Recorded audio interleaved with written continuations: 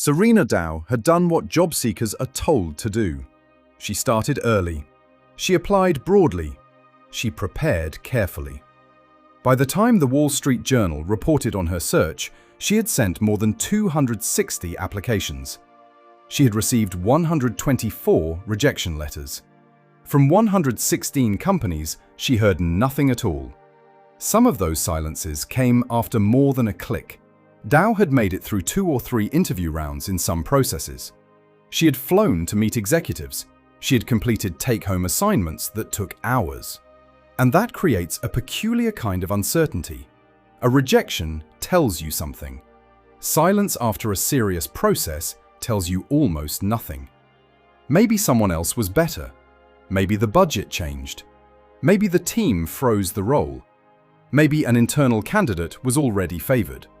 Maybe the company wanted a pipeline of people for later. Maybe the listing stayed online after the hiring plan disappeared. Or maybe there was never an immediate intention to hire anyone from that posting at all. An unanswered application does not prove a fake job. That distinction matters. But from the applicant's side, all of those possibilities can look exactly the same. A job title, a company logo, a description, an apply button. So the real question is not simply why Serena Dow did not get those jobs. It is this. When a job advertisement looks like a current opportunity, what has actually been promised behind that button? And who pays the price when the answer is unclear? Because modern hiring has a strange design problem, very different employer intentions can arrive dressed as the same thing, a job opening. And applicants often have to spend their time, disclose their information, complete assessments, prepare for interviews, and invest hope before they can discover what kind of opportunity they were responding to. That is where this story begins. Not with a fake company, not with an obvious scam, with a perfectly ordinary listing that looks real enough to believe. Imagine it is 8:47 on a Tuesday night. You have already worked a full day. Dinner is finished. Your laptop is open at the kitchen table. The role looks unusually close to what you want. The location works. The salary range is reasonable. Half the qualifications describe work you already do. So you open your resume. One bullet is too general. You rewrite it to match the language of the posting. The application asks you to create an account. Then it asks you to upload the resume you just edited. Then it asks you to type your employment history into separate boxes anyway. You answer a few screening questions. You decide whether to complete the optional demographics section. There is a text field asking why you want to work there. You make it specific because generic applications are supposed to lose. 25 minutes becomes 40. Then comes the confirmation. Application received. For the next few days, the listing occupies a tiny space in your mind. You see the company name in your inbox and your attention spikes. You imagine what the commute might be like. You think about what you would say if a recruiter calls. Nothing happens. A week later, nothing. 3 weeks later, the same job appears in a search again. That moment is easy to dismiss as ordinary disappointment, but it contains the central psychological cost of the modern application process. To apply seriously, you must treat the opportunity as sufficiently real before you have access to the information that would tell you how real it is. The employer may know whether the budget is approved. You probably do not. The hiring manager may know that the role is urgent, tentative, paused, evergreen, or politically complicated inside the company. You probably do not. Someone inside the organization may know that an internal employee is already the leading candidate. You probably do not. The application still asks for the same thing from you either way. Effort now. In 2025, the Congressional Research Service examined what had come to be called ghost job postings. It described reported harms that included wasted time applying to non-existent positions and damage to job seekers' confidence. It also made an important distinction. Being ghosted by an employer and applying to a ghost job are not automatically the same thing. A real vacancy can produce silence. A genuine hiring process can be badly managed. A recruiter can fail to close the loop. A company can reject you without telling you.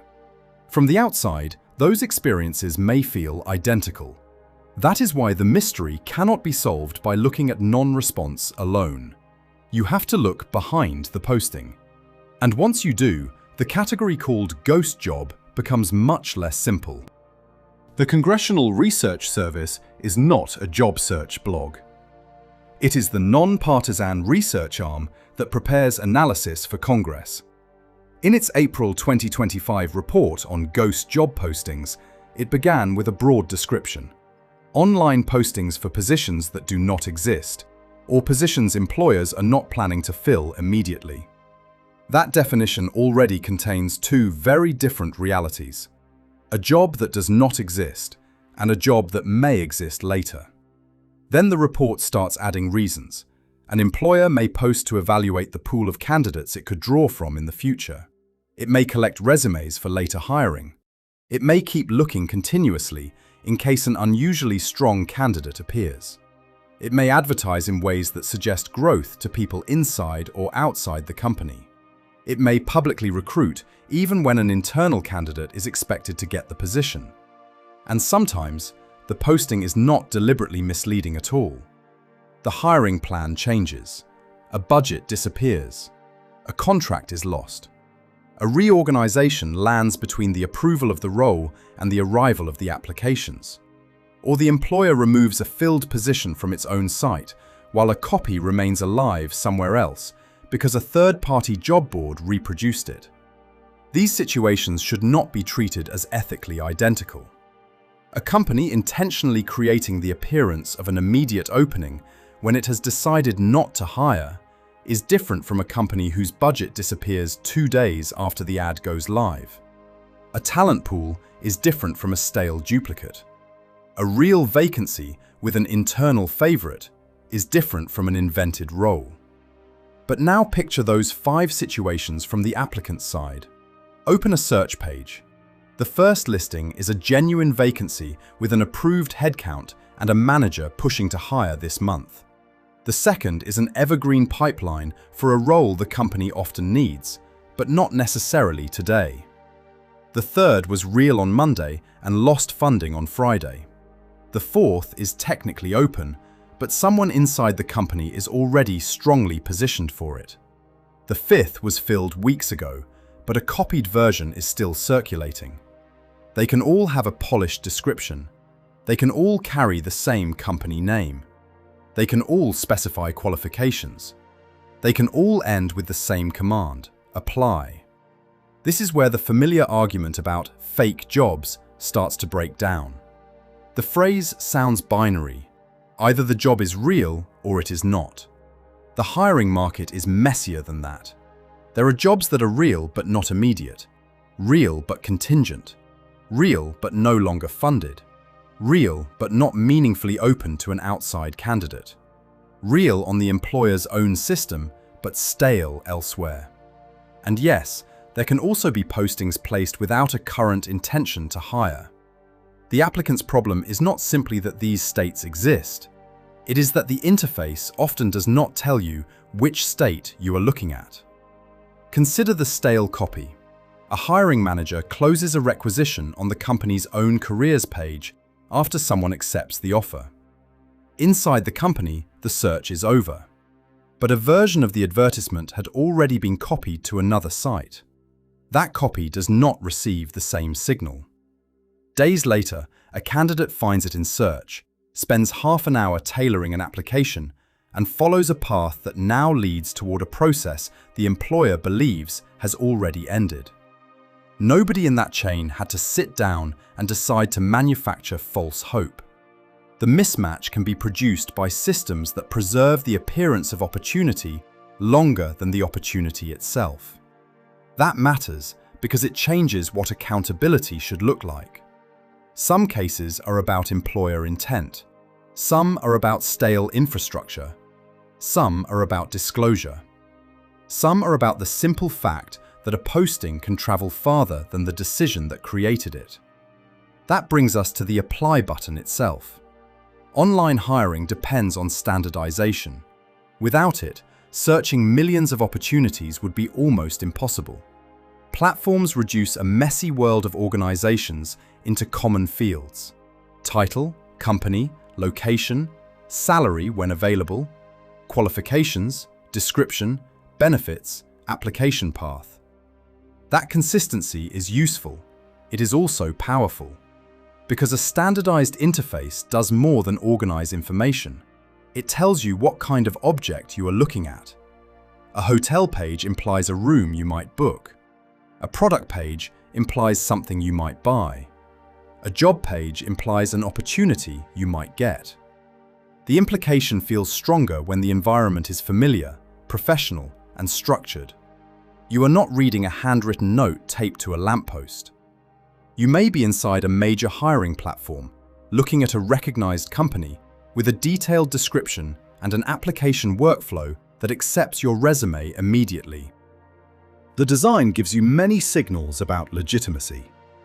But legitimacy and vacancy are different questions. LinkedIn makes that distinction unusually clear through its own verification system. On some job posts, LinkedIn displays a verification badge. According to LinkedIn's help documentation, that badge can indicate verified information about the company and the person who posted the job. The poster may have confirmed that they work at that company, and the company page itself may be verified. That is useful information. It can help answer, is this company who it says it is? Is the person posting connected to the organization they claim to represent? But LinkedIn also warns that applying to a job with a verification badge does not mean you are more likely to be hired. The badge is a trust signal about identity and affiliation. It is not a promise that a hiring manager has an approved seat waiting to be filled right now. Picture a candidate seeing that badge after weeks of uncertain applications. They do not need to be careless to feel relief. A verified company, a named poster, and a polished job page reduce one kind of doubt. The posting feels less like a trap, less like spam, less like something invented by an impersonator. That is exactly what the badge is useful for. But confidence can spill across categories. A signal that answers, "Who posted this?" can be mentally converted into confidence about what exists behind this. That distinction matters because people naturally compress signals. Verified can feel like verified job. Professional can feel like current opportunity. Apply can feel like hiring is underway. The platform may never explicitly say those things. The interface does not need to lie for an applicant to make an inference. And the employer may be standing on the other side of that inference with much better information. Think of the hiring market as a room divided by one-way glass. On one side is the applicant. They can see the posting, they can see the qualifications, they may see a salary range, they may see when the listing appeared. Sometimes they can see an applicant count or hints about recruiter activity. On the other side is the organization. Inside that room may be a headcount approval, a budget meeting, a preferred internal candidate, a recruiter scorecard, a hiring manager who wants someone immediately, or a finance team that has quietly told everyone to slow down. The organization may know the probability of a hire is high, or low, or falling. The applicant has to estimate that probability from the public surface. Now count what the applicant can spend before the hidden state becomes visible. There is the obvious time, finding the role, tailoring the resume, writing answers, completing forms. Then there is preparation. A first interview means reading about the company. A second may mean rehearsing stories, researching the team, rearranging work or childcare. An assessment can consume an evening. A final round can require travel, presentation work, or unpaid project time. Then there is information. Employment history, contact details, work samples, sometimes references, sometimes compensation expectations, sometimes demographic information voluntarily supplied in a separate process. None of this means the employer pays nothing. Recruiting systems cost money. Recruiters and hiring managers spend time. Interviews pull employees away from other work. A serious search can be expensive for the company too. The imbalance is not that one side works and the other side does not. It is about sequence. The applicant often has to spend before knowing the state of the opportunity. Return to Serena Dow. A one-click application is easy to write off as a small gamble. 2 or 3 interview rounds are different. A flight to meet executives is different. A take-home assignment requiring hours is different. At each stage, the candidate's investment rises. But unless the organization explains what has changed behind the process, certainty does not necessarily rise with it. That is why the final silence can feel so destabilizing. You are not only asking, "Why wasn't I chosen?" You may also be asking, "What was I participating in?" And that question leads to the midpoint of this story. Because until now, we have quietly assumed that a job posting has one meaningful output: a hire. If nobody gets hired, we tend to describe the posting as a failure, a delay, a mistake, or a deception. But the Congressional Research Service documented several reasons an organization might advertise without an immediate plan to fill the role. Building a pool of candidates for later has value. Collecting resumes for future hiring has value. Keeping a line open for an exceptional candidate has value. Signaling growth can have value. So now invert the transaction. From the applicant's perspective, no hire can mean the opportunity produced nothing. From the organization's perspective, the same application process may still have produced options, information, candidates, or signaling value. That changes the question. It is no longer only, why would a company advertise a job it does not fill? It becomes, why can several different organizational objectives be presented through an interface that the applicant naturally experiences as a chance to be hired? This does not mean every employer is exploiting applicants. It means hiring is not always the only useful outcome on the employer's side. And once that is true, an application can have value even when the vacancy does not behave the way the applicant expects. So how often does this happen? This is where the story becomes less satisfying but more important. There is a number that appears again and again in discussions of ghost jobs: roughly 1 in 5.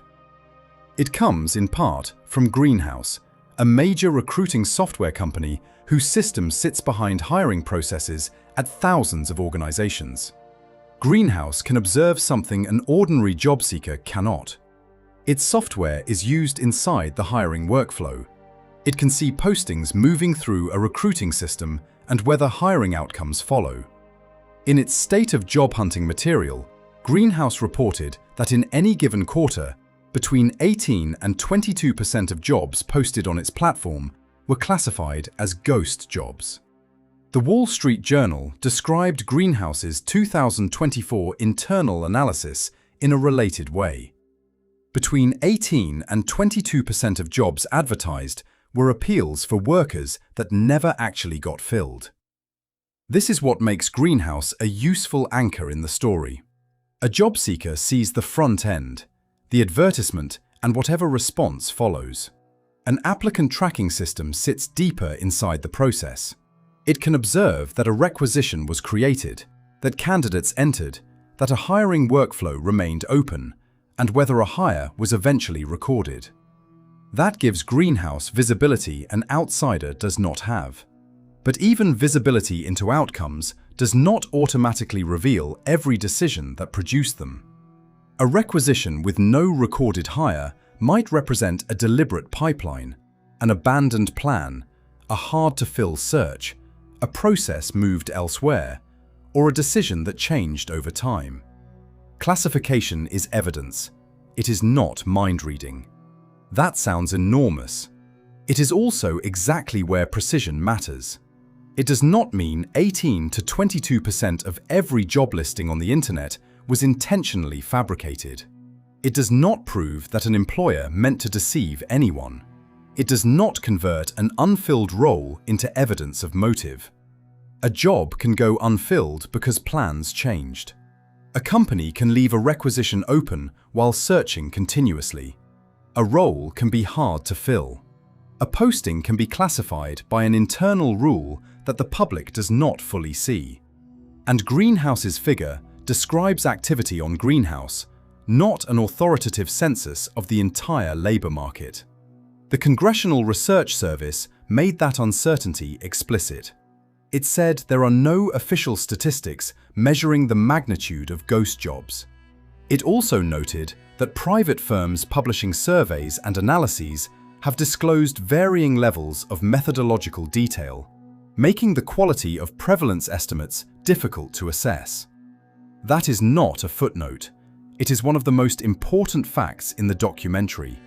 The phenomenon can be real without having a clean national percentage.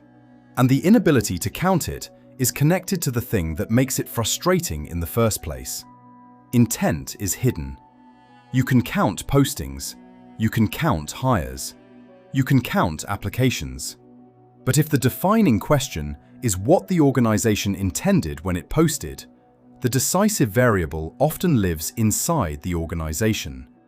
The same caution matters when people point to official government job opening data.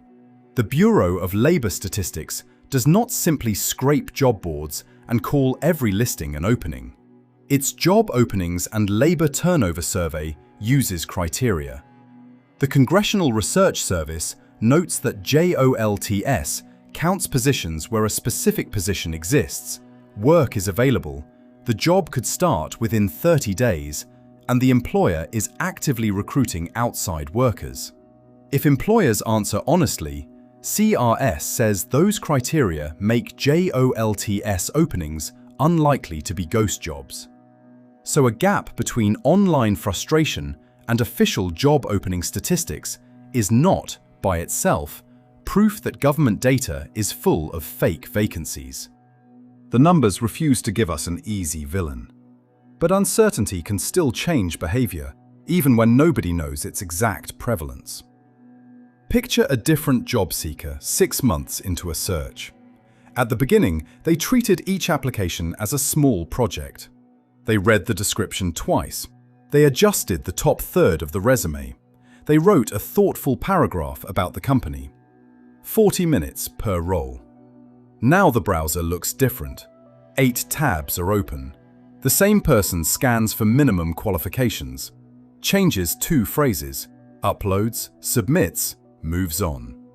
Not because they stopped caring about finding a good job, because they no longer trust that any single listing deserves 40 minutes.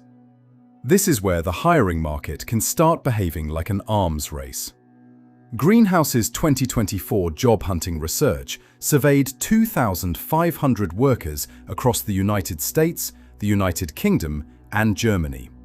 It reported that 61% of job seekers had been ghosted after an interview. Greenhouse also said its internal data showed recruiter workload had increased 26% in the previous quarter, while 38% of surveyed job seekers said they were mass applying to roles. Those findings do not prove that ghost jobs caused mass applying. They do not prove that mass applying caused recruiter ghosting. But put the behaviors next to each other, and a plausible feedback loop appears. When applicants expect low response, sending more applications becomes rational. When recruiters receive more applications, screening becomes harder. When screening becomes harder, organizations may automate more, communicate less, or take longer. When communication gets worse, applicants trust individual applications less, so they send more. At 9:12 on a Wednesday morning, a recruiter opens a dashboard with hundreds of new applications attached to several requisitions. Some candidates are deeply qualified. Some applied in seconds to dozens of jobs. Some used automated tools. Some barely match the role. The recruiter cannot know from the resume alone how much intention sat behind each click. That is the mirror image of the applicant's problem. The candidate cannot know how much hiring intention sat behind the posting. Both sides begin facing degraded signals. A resume becomes a weaker signal of commitment when applications can be sent at scale. A listing becomes a weaker signal of immediate demand when different hiring states look the same. Then both sides compensate with volume, filters, automation, and skepticism. Again, this is an inference about how documented pressures can reinforce one another, not proof of a single, universal causal chain. But it explains why the human cost can grow beyond wasted minutes. The hiring process begins asking both sides to treat each other as probabilities. That can make a market technically active while emotionally feeling dead. The next move in the story does not come from a platform. It comes from Ontario. On January 1st, 2026, new job posting requirements under Ontario's Employment Standards Act took effect. For covered employers, generally those with 25 or more employees and subject to the law's scope and exemptions, a publicly advertised job posting must disclose whether the posting is for an existing vacancy. Read that again, because it is almost aggressively simple. The law does not ask a job seeker to infer the employer's state from how recently the listing was posted. It does not tell them to count reposts. It does not ask them to study the wording for suspicious phrases. It moves one fact from the private side of the glass to the public side. Is there an existing vacancy or not? Imagine the same Tuesday night applicant from earlier. Same title, same company, same salary, same qualifications, same apply button. But above the description is one additional disclosure. This posting is for an existing vacancy. That sentence does not guarantee an interview. It does not mean the applicant is qualified. It does not guarantee the budget can never change. It does not eliminate the possibility of an internal candidate or a difficult hiring process. But it answers a question that previously had to be guessed. Now change the disclosure. This posting is not for an existing vacancy. The applicant's behavior may change immediately. A person who would have spent 40 minutes tailoring a cover letter might decide to spend 5. Someone between jobs may still join the pipeline because the company matters to them. Someone with childcare to arrange for interviews may decide not to invest further until a live vacancy exists. Someone already employed may bookmark the company and move on to a role with clearer timing. The listing may still be legitimate. The company may still want resumes for future roles. The applicant may still decide that joining the pipeline is worth 5 minutes. But the choice is different, because the applicant can price the effort differently. That is why the Ontario rule is more interesting than a simple ban. It does not require every future talent pipeline to disappear. It changes the architecture of the decision. The applicant can still choose. But one layer of uncertainty is no longer invisible. Ontario also added a separate follow-up requirement for covered employers that interview applicants for publicly advertised roles. Within 45 days after the interview, or the final interview when there is more than one, the employer must provide prescribed information about whether a hiring decision has been made. That does not eliminate rejection. It does not force an employer to choose a particular candidate. But imagine the difference after a final interview. Instead of refreshing an inbox for 6 weeks and wondering whether the process still exists, the candidate reaches a point at which the employer has a defined obligation to communicate the decision status. The disappointment may remain. The ambiguity does not have to remain with it. It changes the informational minimum after the candidate has already invested more heavily. And this reveals something important about regulation in a market like this. You do not always have to prove someone's secret motive to improve the decision environment. Sometimes you can require the state of the opportunity to be named. But once you do that, a harder problem appears. Who should be responsible for the truth of the signal? The employer? The job platform? Both? Return to LinkedIn. Its verification badge is designed around authenticity. The company page can be verified. The person posting can verify their workplace. LinkedIn can show that there is confirmed information connecting the poster to the organization. That matters in a world of impersonation and employment scams. But an authentic person can post a speculative opportunity. A legitimate company can maintain an evergreen pipeline. A real recruiter can advertise a role whose budget is uncertain. Identity verification answers, who is speaking? Vacancy disclosure answers, what state is the opportunity in? Those are different trust problems. And New York lawmakers have been considering a much more explicit answer to the second one. As of August 10, 2026, New York Senate Bill S-8877 is officially listed as having passed both the Senate and Assembly. The state Senate page does not list it as signed into law. The bill would apply to employers with at least 100 employees, as defined in the proposal, and to third-party job posting entities. Its language is unusually direct. Imagine opening a job board and seeing hiring intent treated almost like a product label. Not inferred from freshness, not guessed from the enthusiasm of the copy, not reverse engineered from whether the recruiter replies. Declared. If an employer intends to fill a current vacancy within 90 days, the advertisement would have to say that and provide a date. If the employer intends to fill the position more than 90 days later, the advertisement would have to say the vacancy is current and give a no sooner than date. And if there is no expectation that the job will be filled, the advertisement would have to say that it is not for a current vacancy and that the employer is seeking resumes for future jobs. The bill would also require covered postings to be removed within a specified period after a position is filled, with duties extending to third-party posting entities when they know or should know a listing has expired or been filled.